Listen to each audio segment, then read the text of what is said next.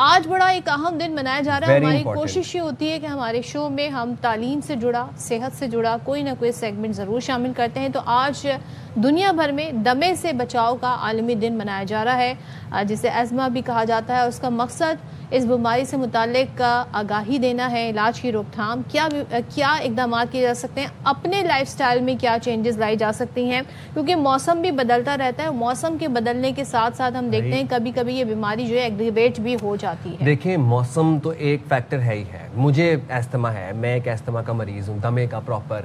اب مسئلہ یہ ہے کہ میں نے شہر بھی چینج کر لیے، لیکن اس بیماری کے پیچھے لاہور میں اسموک کا مسئلہ تھا، میں اسلام آباد شفٹ ہو گیا. اسلام آباد میں پولن کا مسئلہ تھا، میں کراچی شفٹ ہو گیا. کراچی میں ڈسٹ کا مسئلہ ہے، اور مجھے ایستھما پلس الرجیز ہیں جو کہ بعد پہ ٹریگر ہوتی ہیں. سانس کی نالیاں سکڑ جاتی ہیں، آپ کو چیسٹ اپنی کنجسٹڈ لگتی ہے، سانس آنا بند ہو جاتا ہے آپ کو، اور پھر آپ کو استعمال کرنا پڑتا ہے ایک انہیلر ٹائپ چیز ہوتی ہے جو کہ نہیں استعمال کرنا چاہیے. الرجی تو آپ پوچھیں ہی نہ کہ وہ تو ساتھ ہی بیگز میں ہمارے رکھی ہوتی ہیں because of the weather and this condition. تو چلیں جس پہ بات کر لیتے ہیں. Professor of pulmonology doctor Faisal Asad نے اس وقت ہمیں جوائن کیا ہے. Thank you so much doctor Faisal صاحب. ذرا ہمیں بتائیے گا یہ مرض ہے کیا، بیسک سے شروع کرتے ہیں، اس کی علامات کیا ہوتی ہیں؟ بہت شکریہ صدر صاحب اور سائم صاحب. بہت ہی امپورٹنٹ دن واقعتاً آج ہے، اور پوری دنیا میں دمے کا عالمی دن منایا جا رہا ہے. اور آج کا تھیم یہ رکھا گیا ہے کہ ہر کسی کو اس کے علاج تک رسائی ملنی چاہیے. دمہ سانس کی نالیوں کی سوزش کو کہتے ہیں، جو کہ ارد گرد کے ماحول کی وجہ سے ہو جائے، اور کچھ لوگوں میں یہ اندر سے بھی یہ بیماری پیدا ہو سکتی ہے. دیکھیے بنیادی طور پہ ہمارا جو ارد گرد کا ماحول ہے اس کو ہم ریئیکٹ کرتے ہیں، ہماری سانس کی نالیوں میں سوزش ہو جاتی ہے، کبھی یہ بڑھ جاتا ہے مرض، کبھی کم ہو جاتا ہے. یہ بہت ہی ہماری زندگی کے اوائل عمری سے یہ شروع ہو جاتا ہے. عام طور پہ زیادہ تر تشخیص اس کی 10 سال سے کم عمر کے بچوں سے شروع ہو جاتی ہے، اور یہ زندگی بھر مسئلہ چلتا رہتا ہے. کیسے زندگی بھر مسئلہ چلتا رہتا ہے کہ زندگی بھر ہمیں سانس لینا ہے. جس ماحول میں ہم سانس لیں گے وہ اگر صاف ستھرا ماحول ہے تو ہماری جو سانس کی نالیاں ہیں وہ متاثر اس سے کم ہوں گی. لیکن اگر ہمارے ارد گرد کا ماحول صاف نہیں ہے، سانس تو ہم نے لینا ہی لینا ہے. گھر کے ماحول سے لے کر، محلے کے ماحول سے لے کر، شہر گاؤں جہاں کہیں بھی آپ بستے ہیں، اسکول جاتے ہیں، کام کاج کی جگہوں پہ جاتے ہیں، جتنا ماحول، جتنی ہوا آلودہ ہوگی، جتنے اس میں دوسرے آلودگیاں پائی جائیں گی، وہی سانس جب ہمارے اندر داخل ہوگا تو سانس کی نالی میں سوزش ہو جائے گی، یہ تنگ ہو جائیں گی، ان کا رستہ آپ سمجھ لیں بند ہونا شروع ہو جائے گا. نتیجہ کیا نکلے گا؟ کھانسی ہوگی، سانس لینے میں دقت ہوگی، سینے میں بوجھ محسوس ہوگا، سانس میں سے سیٹیاں بجنے کی آواز آئے گی. یہ اس حد تک بیماری بڑھ جاتی ہے کہ لگتا ہے کہ سانس اب آئے گا ہی نہیں. کون ہے جو اس سے متاثر ہوتے ہیں؟ اچھا، اس میں یہ جینیاتی ڈیزیز نہیں ہے. ایسا نہیں ہے کہ جین میں آ گیا ہے تو لازمی منتقل ہوگا، لیکن عام طور فیملیز میں پایا جاتا ہے. تو جو لوگ بھی حساسیت رکھتے ہیں اپنے دوسروں سے زیادہ، اور اب تو جتنی آلودگی پھیل گئی ہے کہ آپ حساسیت نہ بھی رکھتے ہوں، لیکن اگر آپ اس کا انکاؤنٹر کرتے ہیں ایسے ماحول کو تو یہ اندر جا کے سوزش کی ماحول کرا سکتا ہے. کیا کیا عوامل ہیں ہمارے یہاں؟ تو آپ دیکھ لیں آلودگی کی ہر شکل، اس کے علاوہ جو اس وقت اسموک کا سائم ذکر کر رہے تھے وہ جہاں بھی پائی جا رہی ہے. گھر کے اندر کچن میں ہماری خواتین جہاں پر کچن کے اندر سے نکاسی نہیں ہو سکتی دھوئیں کی. اسی طرح دھول، مٹی، اب اندازہ کر لیں، ہیومیڈیٹی اس میں فیکٹر ہے، سڈن ٹیمپریچر چینج اس میں فیکٹر ہے، سانس کے ذریعے اس نے داخل ہونا ہے اس ٹریگر نے. تو جو کچھ بھی ہماری ہوا کو ارد گرد کی موجود اس کا ٹیمپریچر چینج کرے، اس میں دھول مٹی آ جائے، اس میں یہ جو انٹاکسیکنٹس ہے وہ آ جائے، ڈی آڈرنٹس کا استعمال آ جائے، مصنوعی انوائرمنٹ آ جائے، سگریٹ نوشی آ جائے، اس کی کوئی بھی شکل آ جائے، جیسے ویپنگ ہمارے بچے اور ای سگریٹس پی رہے ہیں، جو کچھ بھی سانس کے ذریعے ہماری سانس کی نالی میں داخل ہوگا وہ سوزش کروائے گا اور سانس لینے کو مشکل. ڈاکٹر صاحب اب ہم اس کے علاج کی طرف آ جاتے ہیں. ایک تو یہ بتا دیجیے کہ ایستھما کیوریبل ہے یا انکیوریبل ہے. سیکنڈلی جو پمپ ہوتا ہے، جو انہیلر ہوتا ہے، جو کہ آج کل مختلف آ گئے ہیں انہیلر مارکیٹس کے اندر، کیا یہ اس کا ٹیمپریری حل ہے یا پھر اس کا پرماننٹ حل ہے؟ اور وہ جو انہیلر ہے وہ لوگ اپنی جیب میں رکھتے ہیں، لوگوں کو ڈر ہوتا ہے کہ کبھی بھی اٹیک آ جائے گا تو اب پھر سانس تو بند ہو جائے گا تو مرنا تو نہیں ہے آبویسلی، پھر وہ آپ کو انہیلر لیکن کس سیویرٹی تک آپ وہ انہیلر لے سکتے ہیں، اور کیا بار بار انہیلر استعمال کرنا اچھی چیز ہے؟ اچھا، یہ بہت ہی امپورٹنٹ سوال تھا، میں آپ نے پوچھ لیا. اور ہماری پریکٹس میں، مجھے بھی پلمونالوجی پریکٹس کرتے ہوئے آلموسٹ 20 سال ہو گئے پوری دنیا میں، کہ پاکستان میں آ کے بھی یہ وہ سوال ہے جو دنیا کا ہر شخص پوچھتا ہے کہ اگر میں نے یہ کیا تو کہیں میں اس کا عادی تو نہیں ہو جاؤں گا. اگر ہم یہ خدمت کر سکے آج کے پروگرام کے ذریعے تو سمجھے بہت سو کا بھلا ہو جائے گا. اور یہی آج کا تھیم ہے کہ سب کو رسائی حاصل ہونی چاہیے. ایک تو تشخیص بر وقت کروائیے.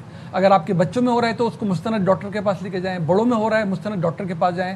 ایزما کی تشخیص پہلے ہونی چاہیے. یہ زندگی بھر ہوتا ہے, بالکل زندگی بھر ہم نے سانس لینی ہے, اور زندگی بھر یہ سانس ہم نے باہر کے انوائرمنٹ سے اپنے جسم میں داخل کرنی ہے.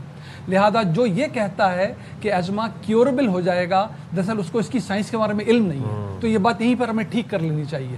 جی ہاں, یہ ایسی زندگی آپ گزار سکتے ہیں بر وقت علاج سے, اس کی تشخیص کے بعد اور دوائیں استعمال کر کے, جیسے کہ آپ کو کوئی سرے سے بیماری ہی نہ ہو. اس کی ٹریٹمنٹ کا ایم ہی یہی ہے کہ آپ جو کچھ بھی زندگی گزارنا چاہیں, ایون آپ میراتھن دوڑنا چاہیں تو آپ آسانی سے دوڑ سکیں, اور یہ بالکل ممکن ہے. لیکن یہ کہہ دینا کہ یہ کیوریبل ہے اور آج کے بعد دوبارہ کسی کو نہیں ہوگا اور آپ آنکھیں بند کر لیں, اس کا مطلب ہے آپ اس مرض کو سمجھ ہی نہیں رہے. اس لیے آپ کو مستند ڈاکٹر کے پاس جانا ضروری ہے. ایک بات, تشخیص ہونے کے بعد جس میں آپ کی سے معائنہ کیا جائے گا, آپ سے بات سنی جائے گی, کچھ ضروری ٹیسٹ کیے جائیں گے. اس کی ٹریٹمنٹ میرے اپنے کیریئر میں آپ کو بتاؤں کہ آج سے تقریباً 22-23 سال پہلے اس کی ٹریٹمنٹ صرف دواؤں کے ذریعے ہوتی تھی, گولیوں کے ذریعے اور کچھ سرپس کے ذریعے, جس سے نتیجہ کیا نکلتا تھا کہ ایزما تو آپ کا بہتر ہو جاتا تھا, لیکن سر سے پاؤں تک ہمارے آرگنز ڈیمیج ہوتے تھے ان دواؤں سے, کیونکہ وہ خون میں گردش کرتی ہیں دوائیں, تبھی اثر کرتی ہیں کہیں جا کر. ریولوشن آیا ہمارے اپنے کیریئر کے دوران کہ انہیلرز آئے, وہی دوائیں جن کی بڑی کوانٹٹی جسم میں داخل کی جاتی تھی تاکہ ہمارے پھیپھڑوں تک پہنچے اور اثر دکھائے, وہ دوائیں انہیلر کے ذریعے بہت ہی تھوڑی مقدار میں اب بنتی ہیں, اور وہ انہیلر کے ذریعے سانس کی نالی میں ڈائریکٹلی ڈیلیور ہو جاتی ہیں, ان کو خون میں نہیں جانا پڑتا. لہذا ہمارے گردے محفوظ, ہماری آنکھیں محفوظ, ہمارے دل, ہماری ہڈیاں محفوظ, اور دوا اپنا کام بھی کر لیتی ہے. تو یہ سب سے زیادہ امپورٹنٹ بات ہے کہ دوا اس طرح ہی جسم میں داخل ہونی چاہیے. میں آپ کے پروگرام کے توسط سے بتاؤں, 90 سے 95% ایزمیٹکس کو نہ کوئی ٹیبلٹس کھانی پڑتی ہے, نہ آج کل جو نئی ماڈرن میڈیسنز آ رہی ہیں جن میں خاص ٹارگیٹ کی جاتے ہیں اور لاکھوں روپے ان کی مقدار ہے مہینے کی, نہ وہ استعمال کرنی پڑتی ہیں, بشرطے کہ وہ یہ بات سمجھ جائیں کہ انہیلر ہی وہ دوا ہے جس سے ان کو فائدہ بھی پہنچے گا بغیر سائیڈ ایفیکٹ کے. اور یہ انہیلر وہ دوا ہے, اگر ڈاکٹرز اپنا حصہ اس میں ڈال دیں. کیا حصہ ڈالنا ہے انہوں نے؟ ان کو مریض کو ایجوکیٹ کرنا ہے. میں اپنے سب ینگ ڈاکٹر سے اس پروگرام کے توسط سے بتانا چاہتا ہوں, ڈاکٹرز کو خود بھی, کہ وہ سب معلومات حاصل کریں ایزما کے بارے میں, انہیلر استعمال کرنے کا طریقہ خود سیکھیں. ہم جانتے ہیں ہمارے ڈاکٹرز کو بہت سکھانا پڑتا ہے, تب جا کے وہ اس قابل ہوتے ہیں کہ مریضوں کو سکھائیں, اور اپنے مریضوں کے ساتھ کچھ ٹائم نکالیں اور ان کو میں عرض کرتا ہوں, اور ان کو انہیلر استعمال کرنے کا طریقہ سکھائیں. پوری دنیا یہ کہہ رہی ہے کہ ایجوکیٹڈ معاشروں میں مریضوں کو جب تک سکھایا نہ جائے انہیلر استعمال کرنے کا طریقہ نہیں آتا اور ایک میزریبل زندگی گزرتی ہے. جی صدف, بات یہ ہے اس کی گائیڈ لائن یہ کہتی ہے کہ آپ کم از کم 3 مہینے ٹریٹ کریں, لوگوں کو ماحول کے بارے میں آگاہی فراہم کریں, انہیلر کا طریقہ ٹھیک طرح استعمال کرنا سکھائیں, ان کو انہیلر کے بارے میں صحیح معلومات دیں. جب وہ 3 مہینے استعمال کریں گے ان کی ری اسسمنٹ ہوتی ہے. 3 طرح کے گروپ سامنے آ جاتے ہیں. ایک وہ جن کا انہیلر بند بھی کروایا جا سکتا ہے اور وہ بہت عرصے تک ٹھیک رہتے ہیں جب تک ٹریگر دوبارہ نہ آ جائے. دوسرے وہ جن کا انہیلر ہم بند نہیں کرا پاتے اور وہ 10 سیکنڈ کی دوا صبح اور 10 سیکنڈ کی دوا شام کو استعمال کر کے 24 گھنٹے 7 دن پوری زندگی بہت اچھی گزار سکتے ہیں. اور تیسرا گروپ وہ جن میں کم مقدار میں دوا دینی ہی پڑتی ہے. تینوں صورتوں میں آپ کو بتاؤں کہ it is a one one situation, کیونکہ اس کی کوالٹی آف لائف زمین آسمان کا فرق آ جاتا ہے. نہ ہی یہ انہیلر میں کوئی ایڈکٹیو پوٹینشیل ہے. میں آپ کو پوری تصدیق سے بتا رہا ہوں, ہماری جو سائنس ہمیں پڑھائی گئی ہے, کوئی مینوفیکچرر دوا نہیں بنا سکتا جب تک یہ ڈکلیئر نہ کر دے کہ دوا میں کوئی ڈیپینڈنسی پوٹینشیل ہے کہ نہیں ہے. انہیلر میں نہیں ہوتا. رائٹ. اچھا ڈاکٹر صاحب, ایک چیز آپ جاننا چاہوں گا کہ انہیلر استعمال کرنے کا بھی بڑا ٹیکنیکل طریقہ ہے. پہلے ساری جو ایئر ہے وہ لنگ سے ایکسہیل کریں, پھر اس کو ذرا وہ آپ اگر کوئکلی بتا دیں. میں بتاتا ہوں. دیکھیں, انہیلر بھی کئی طرح کے ہوتے ہیں. کچھ انہیلر ہوتے ہیں ان کو MDI انہیلر کہتے ہیں, ان کو آپ پہلے شیک کرتے ہیں اچھی طرح, پھر آپ اپنی سانس کو باہر نکال دیتے تاکہ آپ سانس لینے کے لیے تیار ہو جائیں. انہیلر اپنے ہاتھ میں رکھا آپ نے, I wish I would have brought sample to show you. جیسے آپ اس کو پریس کریں گے منہ میں رکھ کے, یہ کامن طریقہ ہے. اس کے بعد بھلے وہ کیپسول والا انہیلر ہو یا نیچے کی طرف دبانے والا انہیلر ہو, اس کو DPI, اس کو MDI کہتے ہیں. جب منہ میں آپ رکھ لیں گے تو یہاں سے امپورٹنٹ بات شروع ہوتی ہے کہ آپ نے دوا کے ساتھ اپنے پھیپھڑوں کو بھر لینا ہے پورا, جیسے میں سانس لے رہا ہوں, ٹھیک ہے, اور اس دوا کو آپ نے اندر روک کے رکھنا ہے تقریباً 10 تک کی گنتی تک. آرام سے 10 تک گنتی گنے. یہ وہ وقت ہے کہ جب دوائی پورے پھیپھڑوں میں پھیل جائے گی اور جہاں جہاں اس کو کام کرنا ہے کام کرنے کے قابل ہو جائے گی. جیسے ہم ایکسرسائز میں انہیل ایکسیل کرتے ہیں, ایکسیل یہاں نہیں کرنا ہے, انہیل کرنا ہے. انہیل کر کے اگر ہم اس کو اتنی دیر نہیں روکیں گے فوراً سانس باہر نکال دیں گے, دوا بھی خارج ہو جائے گی اور پھر یہ کام کم کرتی ہے.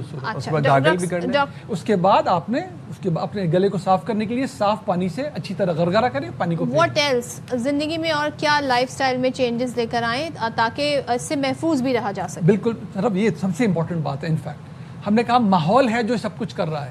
اگر آپ کے اندر یہ ٹینڈنسی بھی ہے کہ آپ ماحول کو ریئیکٹ کرنے والے ہیں لیکن وہ ٹریگر ہی موجود نہ ہو تو آپ کے ایئر ویز کافی محفوظ رہ سکتے ہیں.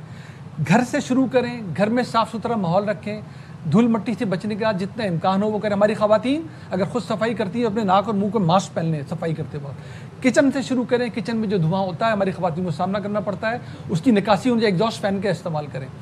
غیر ضروری یہ جو ہمارے کیمیکل یوز ہوتے ہیں گھر کی صفائی میں ان سے بچنے کی کوشش کریں. بچوں کو شروع سے بتائیں نہ تمباکو نوشی کرنی ہے نہ کسی تمباکو نوشی کرنے والے کے ساتھ بیٹھنا, اس کمپنی سے بچیں. باہر نکلیں, سب کی مشترکہ ذمہ داری ہے اپنی گاڑیوں کی جو ایگزاسٹ ہے اس کی حفاظت کریں, اس کی مینٹیننس کروائیں. یہ دھواں نکلتی ہوئی موٹر سائیکل اور گاڑیاں اس سے جس حد تک ہم اس پورے معاشرے کو ذمہ داری پوری کرنی پڑے گی. گورنمنٹ کے رولز ریگولیشن بنانے پڑیں گے. بچے اسکول جاتے ہیں وہاں پر کلاس روم کو ہوادار ہونا چاہیے, صاف ستھرا ماحول بچوں کو ہونا چاہیے. اور جیسی ٹیمپریچر چینج ہو, سردی ہو یا گرمی ہو, اس میں مناسب اپنے اندر پریکاشن لیں. گرمی ہے تو ہائیڈریٹ ہو کے رہیں, سردیاں ہیں تو سرد موسم سے بچنے کی اور ٹائم ٹو ٹائم ڈاکٹر سے چیک اپ کرواتے رہیں. یہ نہیں کہ آپ کو ایک دفعہ انہیلر اگر لکھ دیا ڈاکٹر دوائی کی ساری زندگی آپ کو. بالکل. ایک بات اور عرض کر دوں اس پروگرام سے, جن کو ایزما ہو گیا ہے وہ اینول ویکسین لگتی ہے فلو کی, وہ لگے, اس سے ان کے انفیکشن ہونے کے امکانات بہت بہتر ہو جاتے ہیں. وہ بھی بڑا ضروری ہے. اور کراچی جیسے شہر میں جو لوگ رہتے ہیں تو وہ ضرور, جن کو یہ شکایت بھی ہے تو وہ فلو شاٹ لگوا سکتے ہیں سپٹمبر اکتوبر کے منتھ میں غالباً. Thank you so much doctor Faisal, بہت شکریہ آپ کا, بہت اچھی مفید معلومات ملی.